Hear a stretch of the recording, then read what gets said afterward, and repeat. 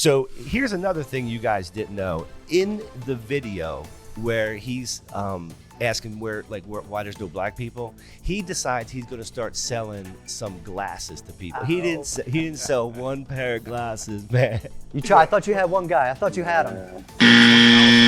That's a hard sell. Yeah, especially when they're giving them out free at the library, man. Well, you got those Eclipse glasses. That's like it's not the same thing, man. Yeah, it's not the same thing. But I'll tell you what, man, he stirred that town up, bro. Straight up. He turned it up. Looked like a good trip.